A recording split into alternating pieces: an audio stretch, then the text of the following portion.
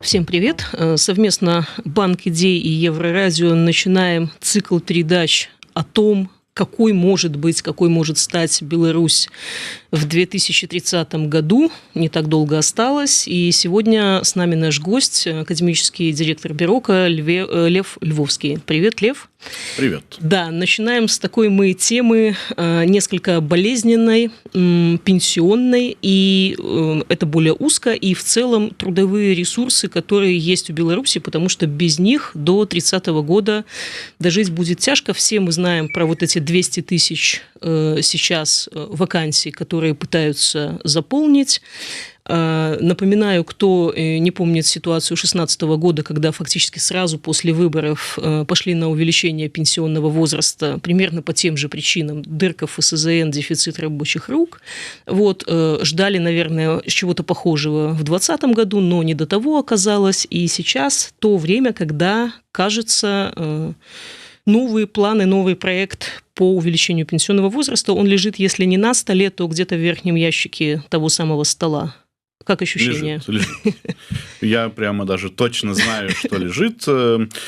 Скорее всего, женщинам повысят пенсионный возраст в ближайшее время. 63 будет. Да, сравняют с мужским.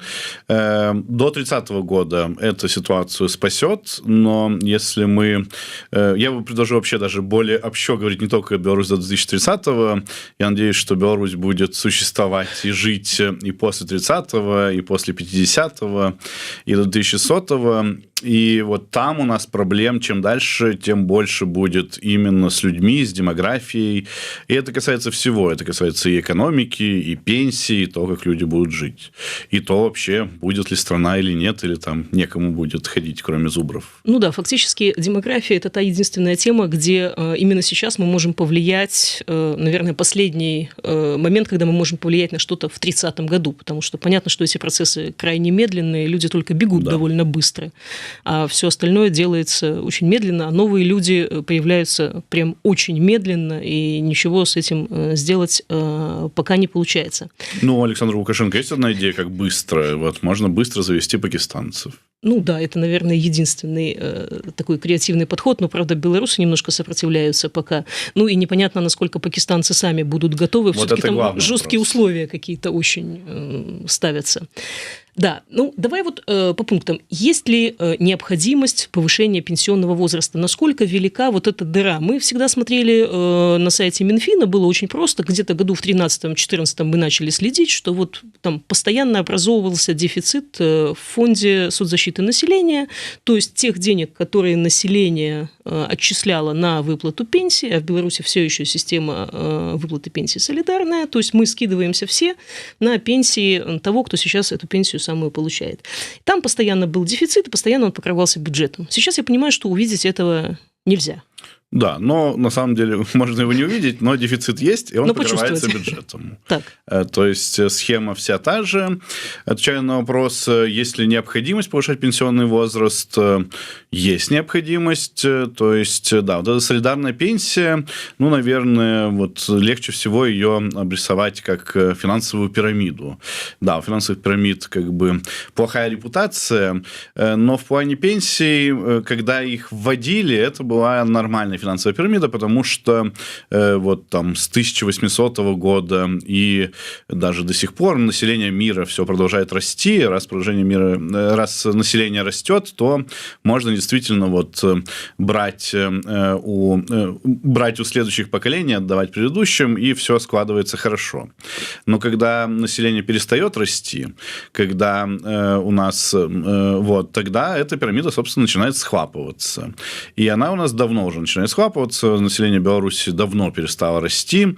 Это где-то начало 2000-х, наверное, да? Да. Вот. Но рождаемость как бы стала ниже, чем 2 ребенка на женщину еще в 90-е. То есть этот процесс давно, он не только у нас, он повсеместно. И у нас, конечно, есть свои особенности, да. И, соответственно, с пенсиями надо что-то делать. У нас как бы ныне работающие люди, они своими отчислениями обеспечивают пенсии нынешним пенсионерам. И, соответственно, очень важна вот эта пропорция, сколько пенсионеров на одного человека работоспособного возраста. Сейчас у нас эта цифра около примерно 0,4. Примерно, то есть 4 пенсионера на 10 людей трудоспособного возраста. К 2050 году эта цифра вырастет более чем в 1,5 раза. К 2080 году у нас будет 0,9 пенсионера на одного человека трудоспособного возраста, ну или 9 пенсионеров на 10 людей трудоспособного возраста, то есть уже там почти 1 к 1. Ну и что? Как бы, когда эта пропорция изменяется, надо либо больше брать с работающих, либо надо меньше давать пенсионерам, либо надо как-то увеличить число работающих, но это сложно, либо можно уменьшить число пенсионеров. Вот здесь, двумя способами вот причем. здесь вот полегче. Да, можно 2 способами. Один из них – это ковид, мы вот уже проходили. Другой – это просто не называть людей пенсионерами, собственно, увеличить пенсионный возраст. И мы идем сейчас по этому пути. Проблема в том, что это только такое залатывание дыр. То есть это не изменяет фундаментальные проблемы в том, что все еще солидарная пенсионная система – это пирамида, и мы сейчас в такой демографической ситуации, где эта пирамида схлопывается. У нас все равно будет расти количество пенсионеров на душу населения или там, их отношение к работоспособным людям, к людям работоспособного возраста. Это все такие академические дефиниции, не надо обижаться, не надо думать, что человек после 63 не работоспособный, это просто такие определения. Вот. И на самом деле надо проводить реформу. Пока еще тоже не поздно, потому что чем дальше, тем ситуация хуже, тем больше у нас вот эта пенсионная демографическая нагрузка. Но пока что о какой-то полноценной реформе вообще... Ты имеешь в виду это какую-то накопительную составляющую? Да, надо всё-таки переводить население на смешанную систему, то есть частично накопительная, частично солидарная. Вот. Но чем хуже демографическая ситуация, тем сложнее сделать этот переход. В идеале, конечно, переход надо было делать, ну, там, когда распался Советский Союз. Где-нибудь 90-е, ну, многие страны бывшего Советского Союза сделали там в нулевые. Ну, хорошо, чем дальше, тем хуже. То есть проводить эту реформу в 80-м году мы уже не сможем. В 80-м году мы просто будем, как в топку поезда, это деньги лопатами грести, надо будет 10% ВВП каждый год отдавать на дефицит ФССН. фантастическая какая-то цифра, в которую сложно поверить, что, возможно, будет при каких-то обстоятельствах такой объем.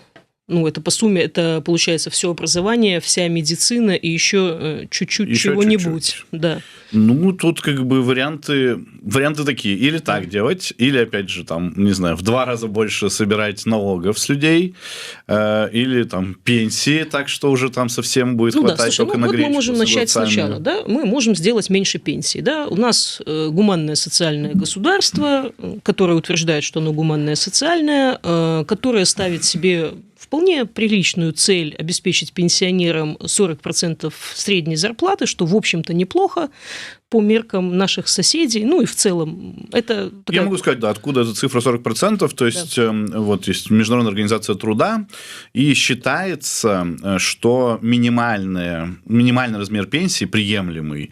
Это так, чтобы пенсия была средняя 40% от средней зарплаты.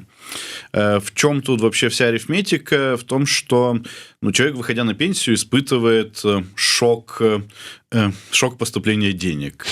Если вы... То есть, именно поэтому важно именно соотношение средних зарплат и средних пенсий. Не важно, что там может быть в какой-нибудь стране средняя зарплата там, 1 миллион, и вроде пенсии им хватит там и 100 тысяч долларов. Нет, это все равно плохо, потому что после 1 миллиона на 100 тысяч перескакивать очень тяжело.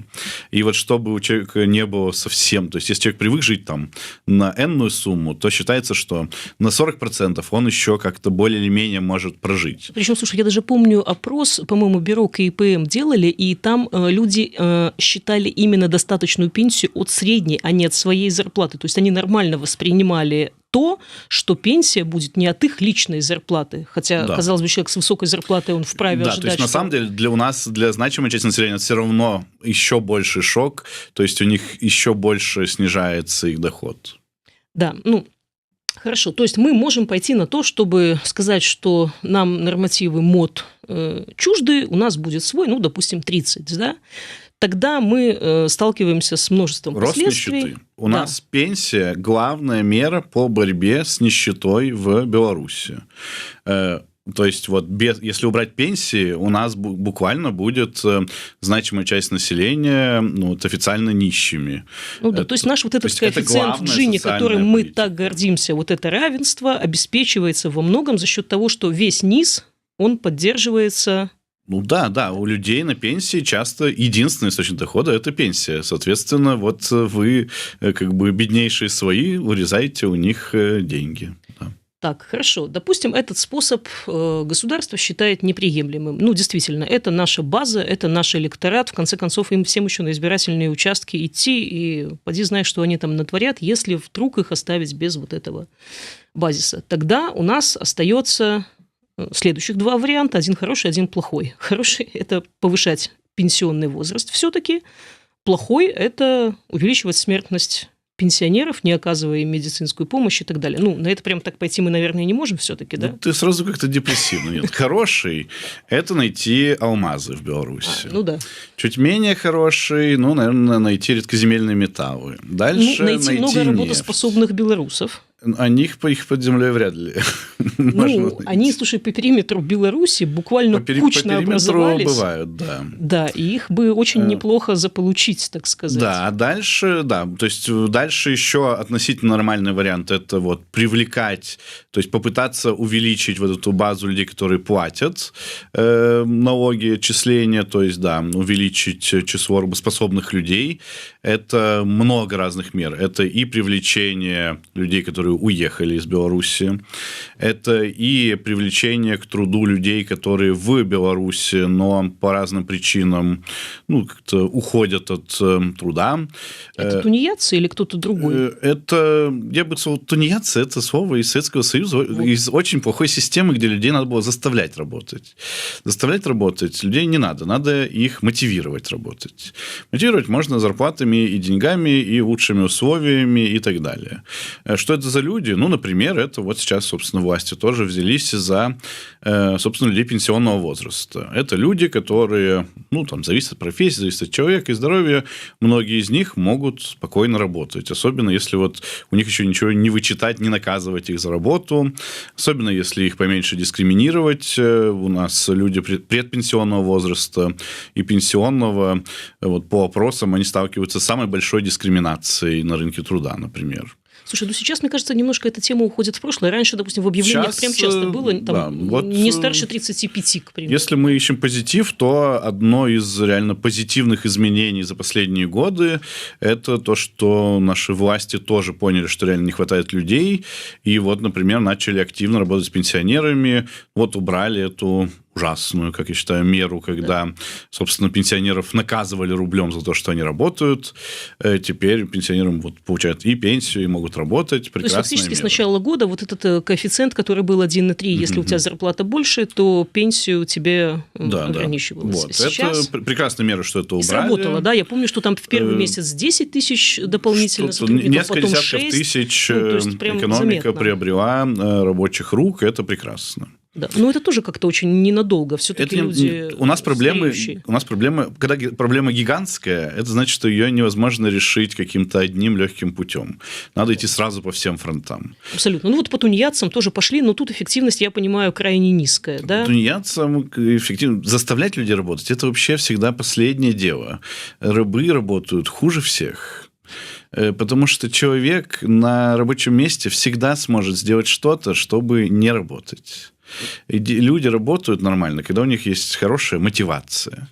Люди, которые не участвуют в экономике, вот я бы не назвал... Если у меня стоит надсмотрщик и готов выстрелить мне в коленку, вот, это хорошая есть, мотивация или это плохая мотивация? Это плохая мотивация, потому что это все равно означает, что да, ты должна произвести 10 гаек в час, но какого качества эти гайки, это уже надсмотрщик не узнает. Поэтому там какие-то произведешь, но... будет советское качество. Вот. О чем я говорю, собственно, надо, вот, есть люди, которые не работают. Так. По какой-то причине. Надо понять эту причину. Может быть, им предлагают недостаточно денег. Может быть, что эти люди как-то не включились в рынок труда. Может быть, они живут не в том месте, где есть потребность в труде. Значит, надо тогда какие-то программы мобильности географической. Это вот правительство активно обсуждало. Я помню, что вплоть до железнодорожных маршрутов специальных... Вплоть до железнодорожных маршрутов. Это относится там, ну, наверное, к какой-то системе переобразования, получения дополнительных каких-то навыков, скиллов, которые нужны. Это относится к тому, там, насколько легко человеку переехать, да. Это относится к разным видам дискриминации.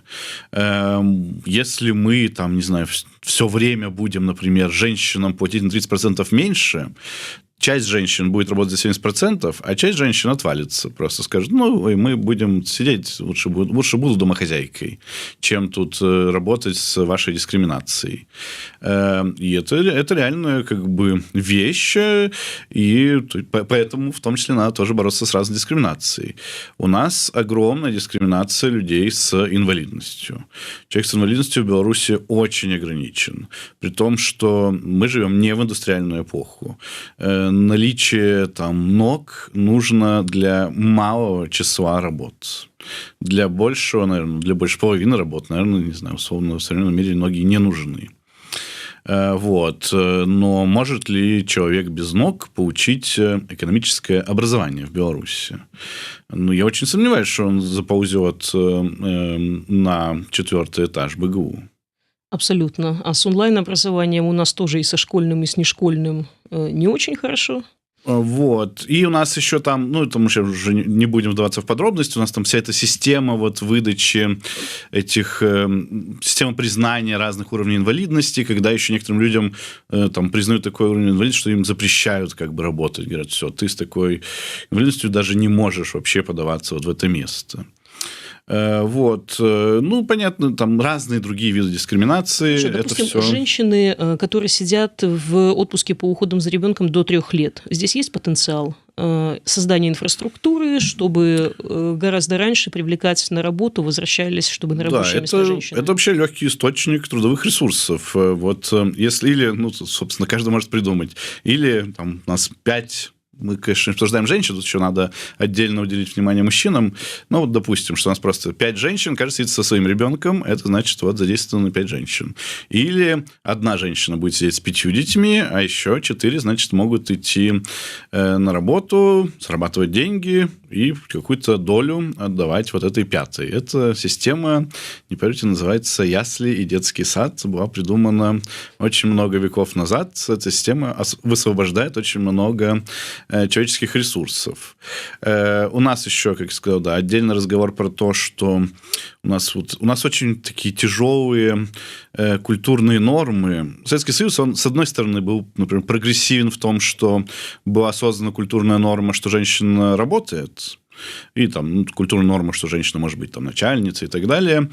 Но при этом еще была создана культурная норма, что с ребенком сидит обязательно мать, в декрет идет обязательно мать, там, когда ребенок болеет, тоже мать. Ну, это плохо с разных сторон, но в том числе это еще и экономически неэффективно. В семьях бывают разные ситуации. Бывает, что, может быть, мать больше зарабатывает, чем отец, и логичнее отцу пойти. Но там отец приходит к своему начальнику, не знаю, в какой-нибудь пожарной службе, ему начальник говорит, нет, это не мужское дело, идти в декрет, ни в какой декрет ты не пойдешь.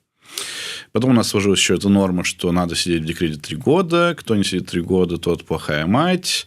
Причем... Заметь, плохая мать и неплохой отец. Да. Я же сказал, что у нас это такая четкая культурная норма. В Беларуси, там, кажется, в 95% случаях, или больше даже, это всегда мать сидит в декрете. И еще и там в большинстве случаев отсиживает полный декрет 3 года. Это все культурные нормы, которые они очень глубоко в нас сидят. Это не так просто изменить. То есть тут, кстати, недостаточно просто издать какой-то закон. Это настолько глубоко, что люди и женщины сами будут чувствовать себя, что вот они там предали своего ребенка, отдав его в ясли после 1,5 лет, например. Что и там потом каждую болезнь будут считать там на свой счет относить. И их семьи будут так еще думать. И там найдется какой-нибудь врач-педиатр, который скажет, что когда ребенок, значит, ходит в ясли до 3 лет, то там у ребенка отваливаются уши, голова и так далее. И пропадает иммунитет полностью. Пропадает иммунитет. Вот посмотрите на, собственно, всех там шведов, французов, которые ходят без головы, без рук и без иммунитета. Непонятно, как живут. Слушай, но с другой стороны, если этой же самой женщине рядом с домом создать симпатичные ясли частные, да, где будет 5 детишек, симпатичная Мэри Поппинс, которая будет, значит, рассказывать про раннюю социализацию, про английский язык, про еще какие-то плюшки, про то, что вы сможете там заниматься собой, своей карьерой, своей семьей. Нет, безусловно, это не значит, что не надо менять. Это надо менять. Надо, да, еще из-за того, у нас как бы такое самосбывающееся пророчество. Из-за того, что создана такая культурная норма, у нас и предложение яслей очень маленькое. Оно было маленькое, сейчас еще все частные позакрывали. Да, на частные. Если вдруг вы попробуете организовать частные ясли у себя на дому, то сядете, видимо, все вместе с этими детьми. Слушай, я знала одни подпольные, это было очень смешно, когда в подпольные ясли вести ребенка, но это прям как-то звучит даже, не знаю. Вот, то есть, безусловно, тут надо менять законодательство, тут надо разрывать этот порочный круг, надо предлагать ясли около дома. С детскими садами у нас официально все хорошо, как бы и хватает на душу населения, но если как бы родить ребенка, то окажется, что не все хорошо, потому что детские сады, они в теории есть, но они не там, где живут молодые семьи. И часто оказывается, что, да, детский сад есть, но он только на другом конце города.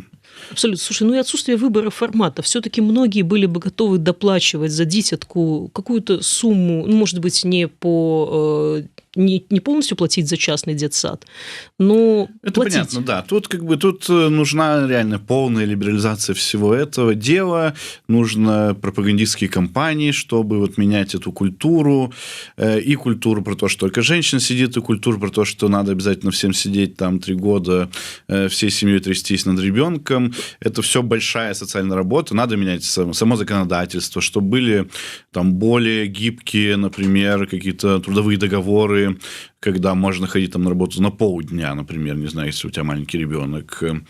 Нужно, конечно, менять законодательство по там инфраструктуре, какие должны быть пандусы, где, какие пеленальные комнаты, там, где, в бизнес-центрах, в торговых центрах, в ресторанах и так далее. Это большая работа. Но ей надо заниматься, потому что у нас как бы люди из космоса на нас не свалятся. У нас большая проблема, надо их тянуть со всех сторон. Вот. Это только экономически, а еще как бы вообще-то есть какая-то мораль там, социального государства и так далее, то есть мы и так вроде как должны это делать, но вот как-то не очень этим занимаемся. Так, хорошо, да, вот этот ресурс у нас есть, потенциал мы видим, вкладывать в него надо, но давай вот к пенсионерам опять возвращаемся, да, у нас есть мужчины и женщины, да.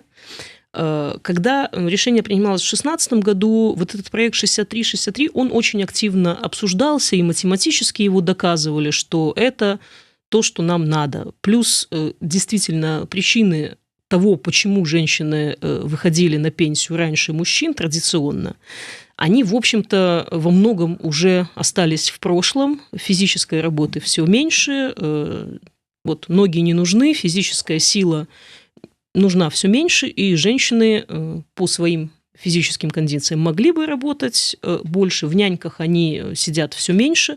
То есть рассчитывать на них, как на тех людей, кто растит нам внуков, подрастающее поколение, тоже, в общем-то, не приходится. Многие женщины хотят и могут работать. Но все-таки что-то помешало на последнем этапе. От этого отказались, и женщинам вот эту 2 года минуса оставили. Да.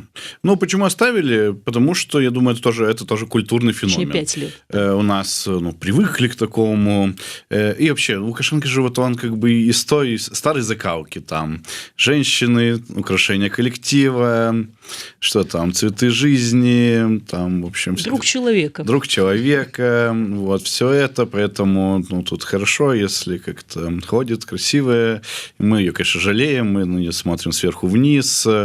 Там человек слабый, поэтому, пусть 8 там марта на пенсию. Отпустим пораньше салаты резать. Да, но 8 марта один день в году сами приготовим, тут пусть женщины отдохнут, все остальное пусть поготовят, и как бы, ладно, взамен пусть на пенсию тоже выйдут пораньше.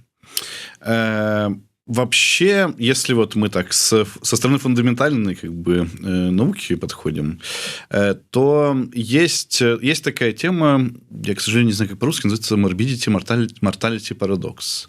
Заключается в том, что женщины больше болеют серьезными болезнями, но меньше от них умирают.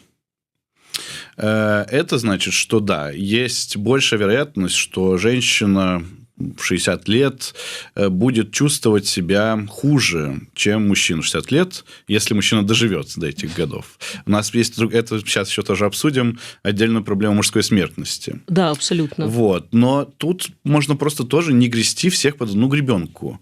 Прекрасно действует, например, система вот этих социальных пенсий в США, когда человек может выбрать, когда выходить на пенсию. Выходишь там пораньше, будет пенсия поменьше. Выходишь попозже, будет пенсия побольше. Если человек чувствует, что не может работать, хорошо, выходит пораньше. Может быть, можно как-то связывать даже пенсию, собственно, со статусом здоровья. Вот. То есть тут тоже не обязательно вот всем, вот все, 63-63. Можно тоже как-то эту систему расслабить. Вот. Но да, главная причина, собственно, того, почему изначально женщины выходили на 5 лет раньше на пенсию. Пенсии вводились в 30-е годы, когда, родив 4 детей, женщина становилась уже буквально лицом с инвалидностью. Многие, там такая была медицина и так далее, и так далее. И плюс большинство работ индустриальные, то есть там у станка явно не выдерживает.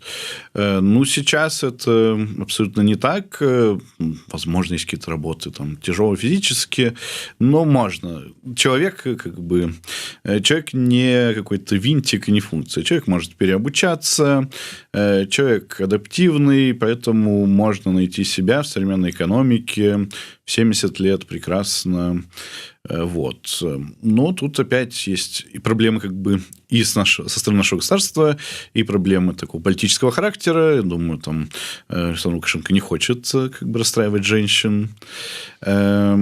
Он же такой защитник женщин. Расстраивать их малой пенсией тоже, наверное. Вот. Но тут ситуация безвыходная, поэтому думаю, что все равно повысят женщинам пенсионный возраст. Да, потому никуда что, не деться. с мужчинами... Мужчинам повышать некуда. Вот, с мужчинами получается еще хуже, да. Женщины, может, и болеют, но я вот смотрю, там статистика не очень свежая, это по продолжительности здоровой жизни, да. Средняя в Беларуси 65,5, мужчины 61,4, женщины 69,3 года.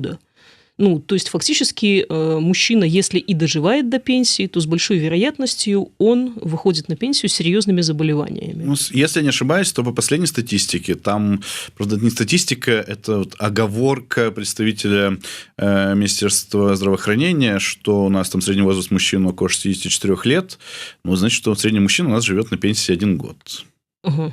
Да, это получается это плохо. Так. Слушай, а если вот возраст дожития считать, если человек уже вышел на пенсию, то понятно, что, скорее всего, он будет больше, чем 1 год жить на пенсии, но все равно больше. Это крайне маленький срок. Да, но надо считать, не оттуда считают те, те, кто представляет ФСЗН, кому надо выплачивать. А общество считает не оттуда. Это вообще плохая политика, когда есть... Это касается не только пенсии. Когда вот есть какой-то социальный механизм, социальная страховка, чем, собственно, является пенсия, в которой одна из категорий людей, плательщиков, в итоге в мат-ожидании ничего не получает. И у нас получается, что пенсия – это такая. Мужчина, вот родившись, рациональный мужчина должен всячески избегать отчислений в пенсионный фонд Беларуси. Потому что в среднем мужчина ничего оттуда не получит. Да, то есть больше половины мужчин не доживет до пенсии, а остальная проживет на пенсии, выйдет на пенсию, заболев, и проживет с большой вероятностью не очень долго и не очень хорошо, если вот так схематически изобразить. Вот. Поэтому, с одной стороны, повышать мужчинам еще пенсионный возраст некуда. Другое дело, что это отдельная проблема. У нас очень большая мужская смертность. У нас ненормальная мужская смертность. Слушай, и надо что-то с ней как бы отдельно делать. Нужно тут прямо собирать отдельную комиссию с Потому что, смотри, поручениями. Даже если вот мы будем переходить на смешанную систему выплаты пенсий, и мужчинам предложим какой-то вполне симпатичный инструмент пенсионного страхования, ну, опять, экономического смысла от этого все равно не получается, потому что математически он с большой вероятностью не доживет до получения этих денег. Когда ему надо свое здоровье страховать лучше. Это, вообще, я умру, это серьезно. Семье останется Беларусь настолько уникальна в этом, что мы лидеры в мире по разнице в возрасте дожития среднем между женщинами и мужчинами. У нас мужчины живут на 10 лет меньше в среднем, чем женщины. Ну, мы в некоторые года лидеры, в некоторые года там на 3-м месте опускаемся. Ну, то есть это ненормальная ситуация. Женщины везде живут дольше, чем мужчины. Но в норме, это там из-за биологических факторов и так далее, но в норме женщины должны жить больше, чем мужчины года на 3. Ну, может, 4. А вот когда у нас мужчины на 10 лет в среднем умирают раньше, это ужас-ужас вообще-то. И как бы надо бежать паниковать. И это должна быть вообще главная, ну, там, одна из главных тем для обсуждения там, на любой встрече с министром здравоохранения. То есть это ненормально. Мы вот лидеры, или антилидеры в мире. И это же не значит, что у нас мужчины доживают до 64, там все вместе и умирают. Это значит, что у нас куча преждевременной мужской смертности.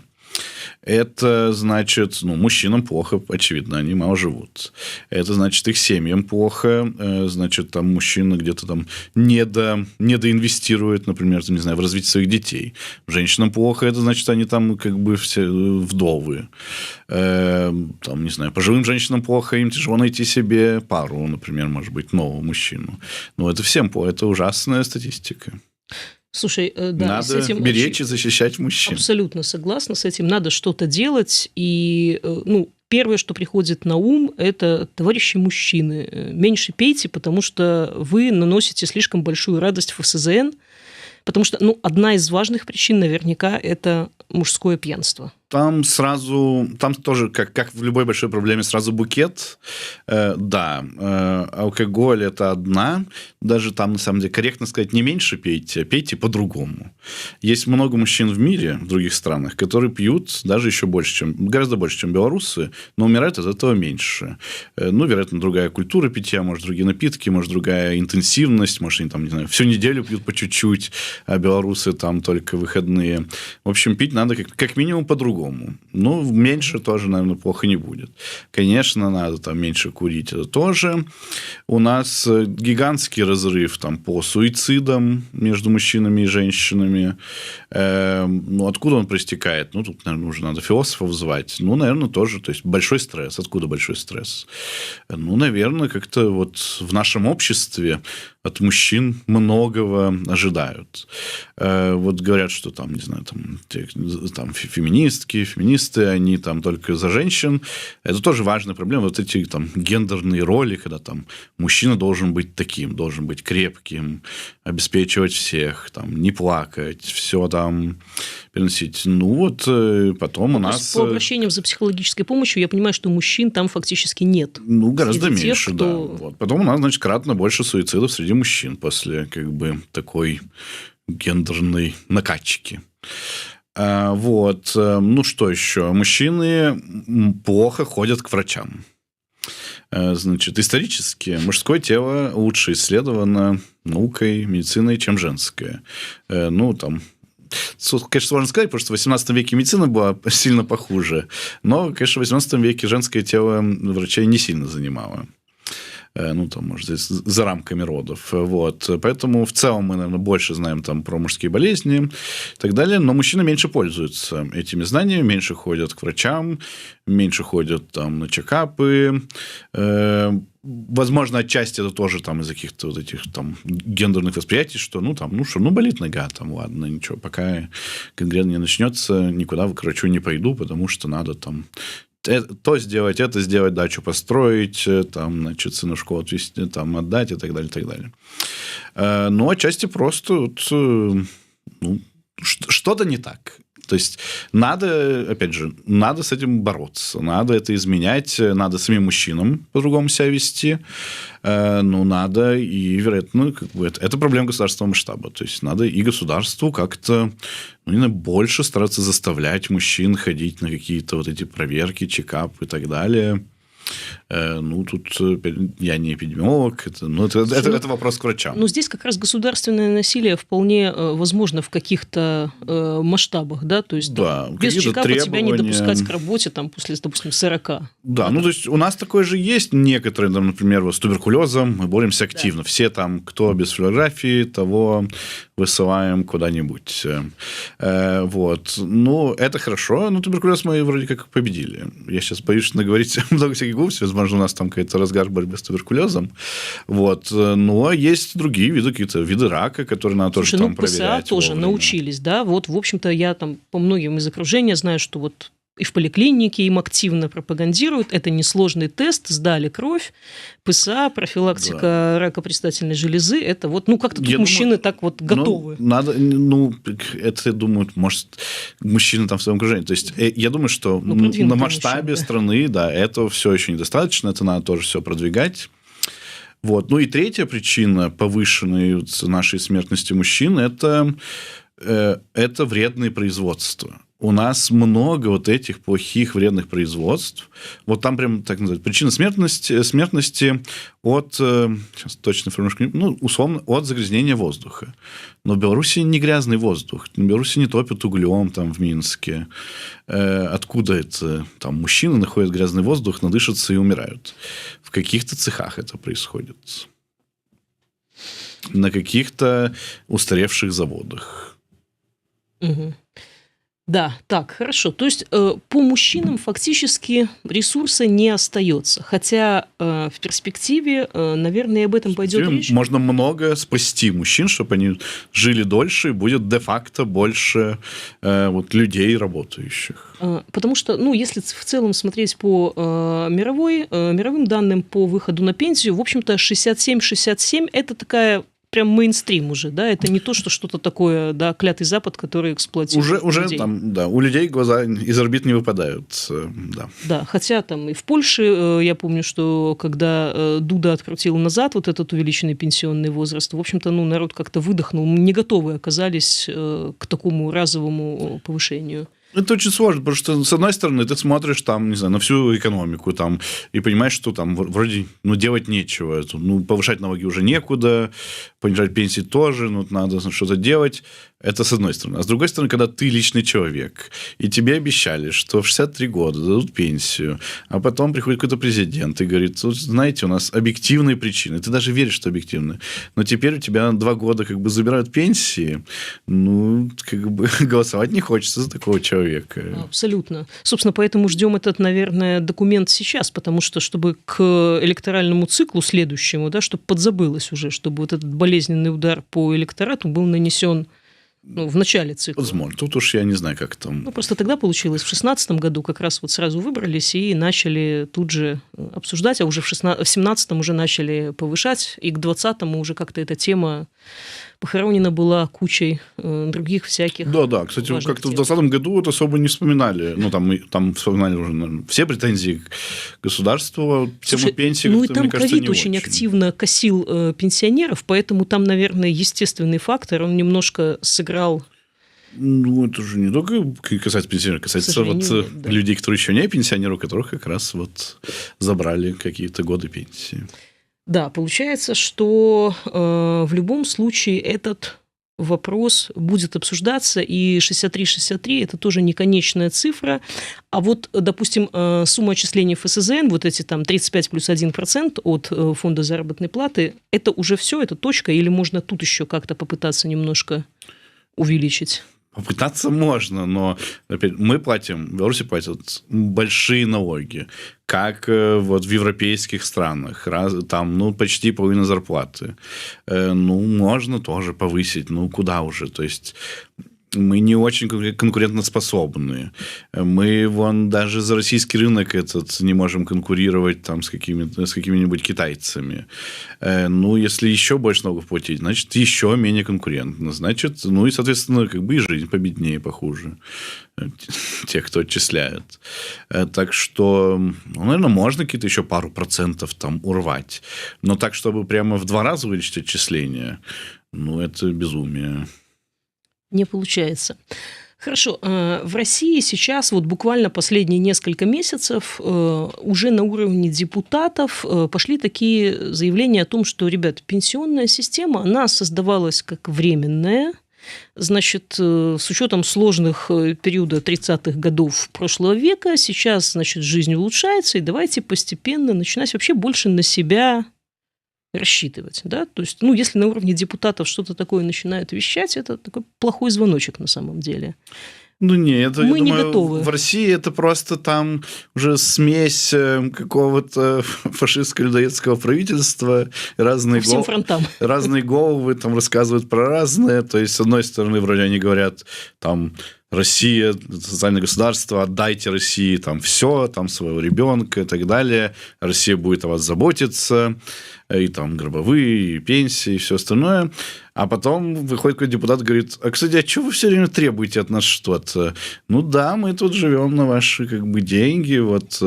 Россия еще вообще другая система, потому что в Беларуси все от людей. Все, что есть в Беларуси, это создано людьми. В России значимая часть – это нефть и газ. Так что там и политически другое. Там, знаешь, если вдруг куда-то исчезнут там, не знаю, 90% россиян, то оставшиеся 10 станут очень богатыми. Если вдруг куда-то исчезнут 90% белорусов, то оставшиеся 10 станут очень бедными. Это большая разница между Россией и Беларусью. Да, хорошо, по этому пути мы не пойдем. Посмотрела я еще на кейс, по-моему, Эстонии, которая говорит, что сложно математически сейчас посчитать вот этот возраст, поэтому возраст у нас будет гибким. Он будет колебаться, с 27 года он уже начнет колебаться, на несколько месяцев будут считать по возрасту дожития как раз, поскольку там немножко другая пенсионная система, вот, он может меняться. Допустим, там, если вы должны были выйти в 27 году, то вы выйдете не в 63, а 63 года и 2 месяца. Такая система мне не очень нравится. Это как раз перекладывание рисков на граждан. То есть, сделайте реформу, пусть тогда там у людей будет накопительная часть, и они точно будут знать, сколько у них накоплено и когда они могут выйти. То есть, это все механизмами разными, продуктами, которые доступны на финансовых рынках, можно вот эту часть рисков снять с людей. Поэтому... особенно если финансовые рынки есть. Да.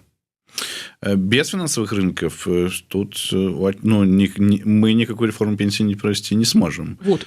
Сейчас же пытались в Беларуси, не сейчас, а вот как раз в 2016-2017 году обсуждалось, что будут инструменты, будут пенсионное страхование, будут корпоративные программы, дополнительное страхование работающих как раз во вредных отраслях. Но выхлоп оказался... Для этого, наверное, надо как-то по-другому себя вести. Мы увидели, как они это видят. Они же сделали недавно такую микрореформу, 3+3, когда можно добровольно еще больше отчислять в пенсионный фонд, и там, будут докладывать, и вот куда-то будет инвестироваться. И очень плохо произошло, потому что куда инвестируется? Во-первых, такой масштаб, это вообще не важно. То есть, это не делает погоды, когда там это про 3%.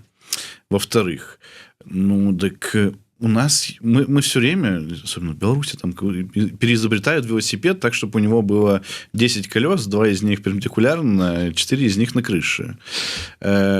мы знаем, как должны работать финансовые рынки. Есть финансовые институты. Инвестировать вот эти пенсии все в облигации Банка развития, у которого портфель состоит из 4 убыточных картонных заводов, это не инвестиции. Так никакие пенсии ни у кого не сложатся. Если там все это сказать, вот мы только внутри страны, только доверенный, значит, там Александр Григорьевич Лукашенко будет инвестировать, никому ничего показывать мы не будем, ничего все будет непрозрачно, инвестировать мы будем в этот конкретный картонный завод. Но это не накопительная система. Так ничего не произойдет. Ну да, так стимулировать невозможно, только если обязать выплачивать эти платежи в фонд этот, ну, опять-таки насильно и без всяких перспектив, без желания особого. Слушай, у нас есть еще один ресурс пенсионный, в том числе, это наши льготники. В Беларуси достаточно много людей, имеющих льготную пенсию. Льготную в смысле раннюю, льготную в смысле большую.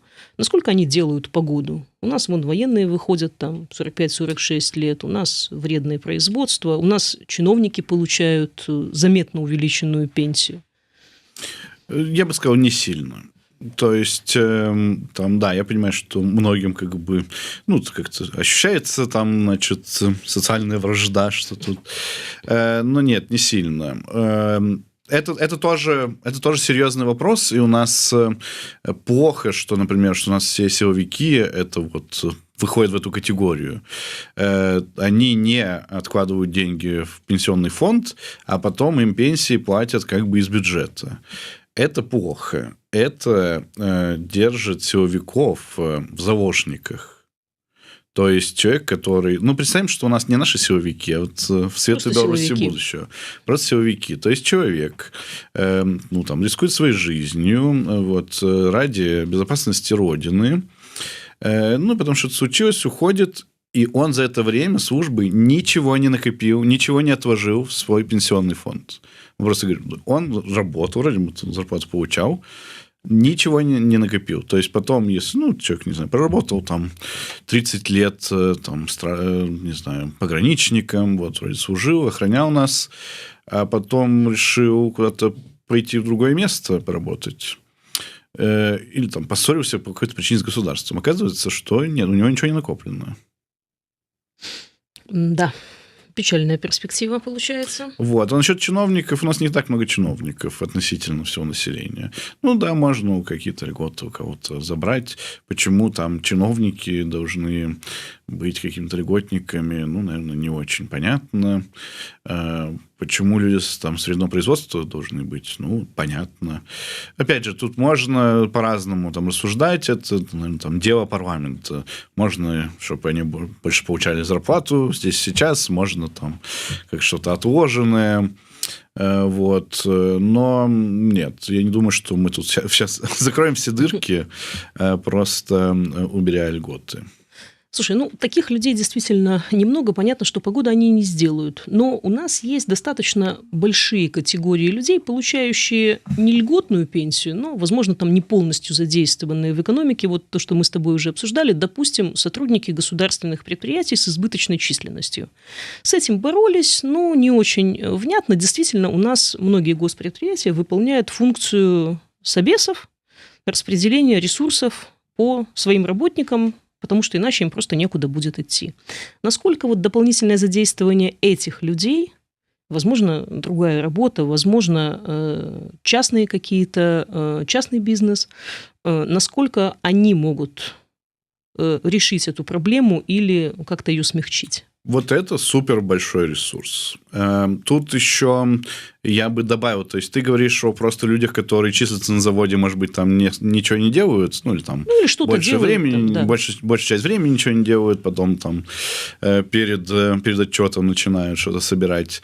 Это одна категория, а есть еще просто, назовем их, неэффективно занятые. Самая производительность труда, которая так беспокоит Лукашенко. Да, то есть мы говорим, нам нужно увеличить производительность труда, а потом мы открываем завод по производству какого-нибудь картона. Это прекрасно, но маржинальность у таких заводов невысокая, даже если там все будет хорошо. Или там в сельском хозяйстве. Там просто тоже не такая маржинальность, как, например, не знаю, в строительстве там, каких-то современных машин, ну, я же там не говорю про IT, какие-то там другие некоторые виды сервисов. И мы страна, правительство Беларуси, загоняем людей в эти отрасли с низкой добавленной стоимостью. Даже если они там будут очень хорошо работать, каждый на своем месте, и просто там до седьмого пота, просто нельзя стать богатым, производя картошку в Беларуси. Ну, нету таких других стран, где кто-то прямо становится богатым, и там у них невероятно добавленная стоимость. Ну, есть там те, которые разрабатывают новые семена, вот эти, там, да, там большая маржинальность. А просто на агробизнесе, ну, нигде нет большой маржинальности. На производстве картона тоже нигде нет большой маржинальности. Это как бы удел, ну, бедных стран это производить. Вот и все. И мы загоняем туда людей. Вот. Если людей как бы перестать загонять, то есть, да, во-первых, это вот перестать это излишняя занятость. Почему-то у нас правительство принято, что это типа у нас социальная страховка. Значит, у нас нет других социальных систем, но вот ты не переживай, если что, мы тебя наймем на завод, будешь сидеть, ничего не делать. Ну, вот буквально сегодня это не говорил о том, что вот в Клецке на заводе 500 человек, а куда они еще пойдут? Дайте пособие по безработице тогда им. Пусть придут, дайте пособие по безработице, они пойдут производить что-то полезное. Слушай, ну ты еще скажи, дай возможность им пойти в ИП, и они начнут работать на себя, станут самозанятыми. Дай возможность им пойти в ИП, и тогда все будут счастливы. Значит, как бы вообще не надо там забивать гвозди микроскопом. Если у нас проблема, что людям негде работать, ну, надо сделать условия, чтобы они могли работать, там, значит, куда-то переехать, наняться и так далее, может, там, дообучиться. Если у нас проблема, что вот, но решать ее тем, что мы будем раздувать штат сотрудников на каком-то заводе, ну, это бред, потому что это будет дороже стоить, чем если просто будем выплачивать им пособие по безработице там, или по бедности, или что-нибудь еще. Нормальная социальная политика. Вот, поэтому, и тем более в ситуации, когда у нас реально сейчас все признают на всех уровнях, что у нас нехватка людей. И нет, все равно продолжается вот это, значит, запихивание людей в какие-то отрасли, которые никогда не вырастут, но потому что они вот нравятся там Александру Лукашенко. И вот это содержание людей на заводах, где они, там, по всей видимости, не нужны. Человек, я могу еще раз повторить, человек не напильник, не станок. Человек – это как бы цель и вершина экономики, эволюции и всего остального. Человек не может быть бесполезным. Бесполезным может быть, вот, не знаю, правительство, которое так думает. Человек всегда полезный. Человек всегда может производить что-то, что нужно другим людям. Ну, если ему позволить. Если ему позволить. А если создать условия, то тогда, наверное, он может даже много производить этого самого полезного. Вот. Нет такого, что бесполезные люди. Ну, это значит, что в экономике что-то не так, если у вас бесполезные люди. Люди всегда могут что-то сделать хорошее для других людей, полезное. Посидеть с их детьми, свалять валенок там, для плохой погоды, значит, не знаю, вырастить какую-нибудь картофелину или клубничину. Там сделать ремонт, ну, все, ну, что обсуждать, не бывает бесполезных людей. Я думаю, что это еще такая тоже отдельная тема, она такая более, не знаю, философско-политическая, когда, мне кажется, наши власти, они пытаются, то есть выученная беспомощность, а у нас насаживается выученная никчемность. Власти пытаются как-то убедить людей, широкий класс людей, что они никчемные, что они никому не нужны. Вот, кажется, в 2020 году, не помню, на каком заводе, МЗКТ, не МЗКТ, на каком-то заводе выступал директор и говорит там, да, я понимаю, что вот вы все против Лукашенко, но поймите, наш завод существует только потому, что Александр Лукашенко там благоволит, и что наш завод убыточный, мы производим никому не нужные вещи, поэтому у нас есть работа только потому, что мы в Беларуси находимся. Вот это вот такое как бы обучение, что ты никому не нужен, что если вот с этого завода тебя уволят, то все. Будешь бомжом, значит, умеешь производить только какой-нибудь самовозгорающийся МАЗ, который никому не нужен. Но нет, если человек может производить самовозгорающийся МАЗ, то на более организованном заводе он сможет производить не самовозгорающийся МАЗ. Да. Вот. И это, то есть, это вообще можно посчитать, собственно, эффекты, которые мы получим от реаллокации труда.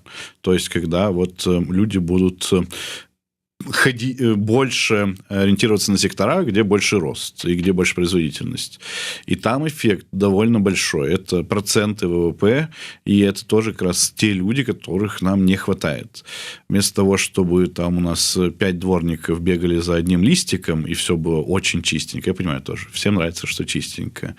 У нас слишком чистенько для относительно нашего ВВП. Не должно быть так, что у нас там, значит, не знаю, ВВП в несколько раз меньше, чем в Германии, но при этом еще все в несколько раз чище, чем в Германии. Значит, когда эти 5 дворников бегают за листиком, это значит, что 4 из них могли бы что-то производить более производительное, могли бы отучиться на инженеров, на ветеринаров, на врачей и так далее, всех, кого нам не хватает, и у нас не было бы такой проблемы с кадрами. Хорошо. Понято. А твой прогноз. Беларусь 30-го года. Пенсии еще будут? Мой прогноз, что пенсии еще будут. Но мы не обсудили еще, еще один важный приток людей. Это, можно возвращать белорусов, а можно привлекать мигрантов.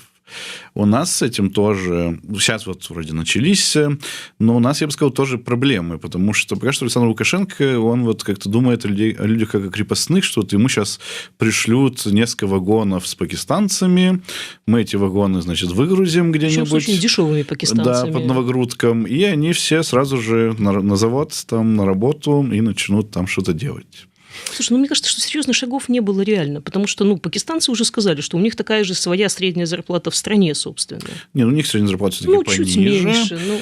Там разные. Там некоторые пакистанцы, некоторые там чиновники пакистанские говорят, нет, мы вам направим лучших пакистанцев. Они там тоже так же там же конкуренция крепостные. такая за лучших пакистанцев. Их разбирает это и понятно, Ближний Восток. И... Лучший пакистанец-врач может поехать точно так же в Польшу. Никто тут не будет... Саудовскую Аравию, и так далее.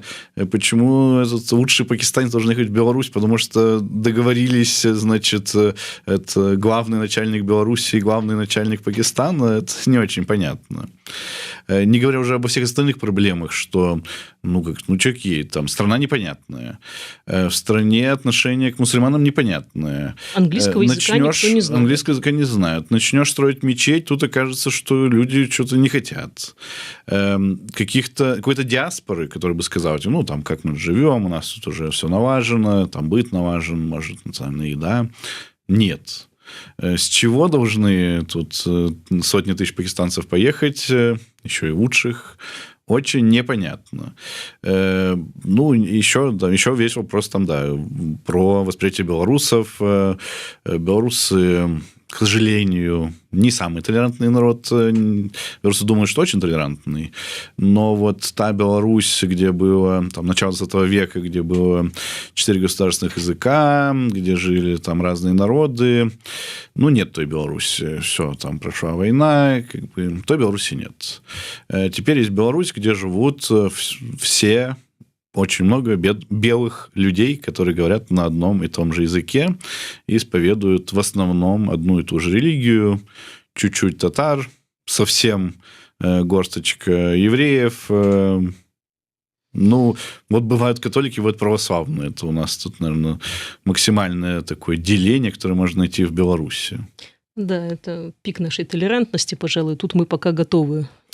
Да, нет, даже дело не в том, что белорусы не готовы воспринять, просто нужен опыт. Если ты рождаешься в обществе, где много ходит людей с другим цветом кожи, с другим разрезом глаз, то ты вырастаешь, что это норма. Если ты просто живешь в обществе, где все белые, для тебя это становится нормой. Нормы можно изменять, просто тоже требуется время, работа. Не таким образом, как завоз 150 тысяч пакистанцев в приказном порядке. Да. Да. То есть пенсию белорусам в 30-м году будут зарабатывать белорусы? Я думаю, россияне. Ну, то есть, да, дефицит ВЗЗ у нас растет. Это пока что еще...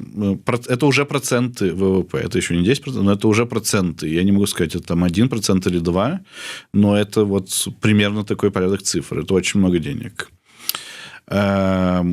Сейчас, ну, если вот смотреть на экономику, как она сейчас, то пенсию белорусам будут вот ну, да, зарабатывать в основном белорусы, но докидывать будут россияне в лице, видимо, Владимира Путина, который с барского плеча будет там под предлогом каких-нибудь 10-й АЭС давать по 5 миллиардов. Ну, видишь, нам сказали попытаться найти оптимизм. Мы честно держались почти целый час, а в конце все-таки... Ну, это оптимизм. Вот, смотрите, тоже. Вот мы же начали с того, что самая лучшая тема – это найти бриллианты, там, нефть, какие-то вот природные ископаемые. А мы как бы нашли россиян. Это тоже, слушай, тоже как ресурс. То есть, можно еще кого-то убрать из этой схемы, и я думаю, что тоже многие вещи начнут решаться иначе на самом деле. И это будет тоже оптимистичная версия, возможно. Да, если у нас есть время, могу рассказать такую мини-историю.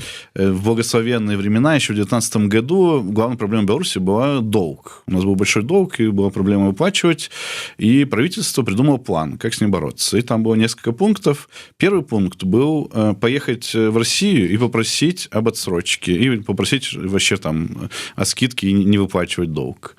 И вот нас спрашивали, как независимых экономистов, собственно, правительство, как вам план? Я говорю, план просто прекрасный. Если можем поехать в Россию, говорить, что мы не будем возвращать, это лучше ничего просто не придумаешь.